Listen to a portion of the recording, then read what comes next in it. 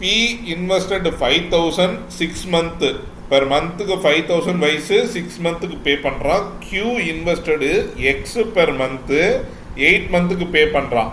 ரெண்டு பேர்த்துக்கும் கிடைக்கக்கூடிய டோட்டல் இன்வெஸ்ட்மெண்ட்ஸ் எவ்வளோதுன்னா, இன்வெஸ்ட்மெண்ட்ஸில் ப்ராஃபிட் எவ்வளோ வருதுன்னா 4,900 தான். இந்த ப்ராஃபிட் எப்படி கால்குலேட் பண்ணோன்னா, நீங்கள் எவ்வளோ பர்சன்டேஜ் அமௌண்ட் அதில் போடுறீங்களோ அந்த பர்சன்டேஜ் அமௌண்ட்டுக்கு தான் உங்களுக்கு ப்ராஃபிட்டை அவன் கொடுப்பான். புரியுதாமா? ஸோ அப்படி நம்ம பார்க்கும்போது பி மொத்தம் எவ்வளோ இன்வெஸ்ட்மெண்ட் பண்ணியிருப்பான்னா, பியோட இன்வெஸ்ட்மெண்ட் என்னதுன்னா 5,000 இன்ட்டு 6 மந்த்து. அப்படின்னா எவ்வளோ வந்துடும்? 30,000 வந்துடும்.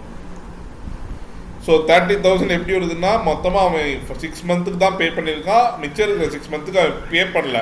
அந்த மாதிரி மீனிங் தான் இந்த இடத்துல நம்ம எடுத்துக்க போகிறோம். அப்போ நான் 5,000 இன்ட்டு 6 போடும்போது 30,000 வந்துடும்.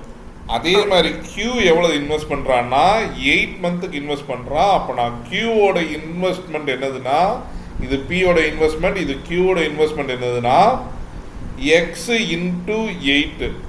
இப்போ நமக்கு இந்த ரேஷியோக்கு வரலாம். இந்த ரேஷியோ எப்படி கொடுத்துருக்கான்? 4/9 கொடுத்துருக்கான். அப்போ நான் அதை நம்ம எப்படி எழுதலாம்? 5/9 யாரோடது? Pயோடதும் Qவோடது என்னது? 4/9 இருக்கும். தட் மீன்ஸ் என்னன்னா 30,000. அவன் 30,000 போட்டிருக்கான்ல, அந்த அமௌண்ட் தான்.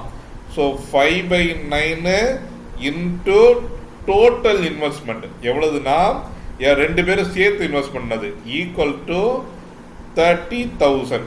அப்படின்னா என்ன வந்துடும்? Y ஈக்குவல் டு 30,000 இன்ட்டு 9/5 போடும்போது நமக்கு 54,000 வந்துடும். ஸோ அப்போ நான் ரெண்டு பேரும் சேர்ந்து எவ்வளோ இன்வெஸ்ட் பண்ணியிருக்கான்? 54,000. அதில் Y இன்வெஸ்ட் பண்ணதை நம்ம சப்ராக்ட் பண்ணிடலாம். பண்ணோம்னா 24,000 வந்துடும். ஸோ 24,000ல் நம்ம 8 மந்த்ஸுக்கு பே பண்ணியிருக்கான். 24,000 8 மந்த்துக்கு பே பண்ணியிருக்கான்.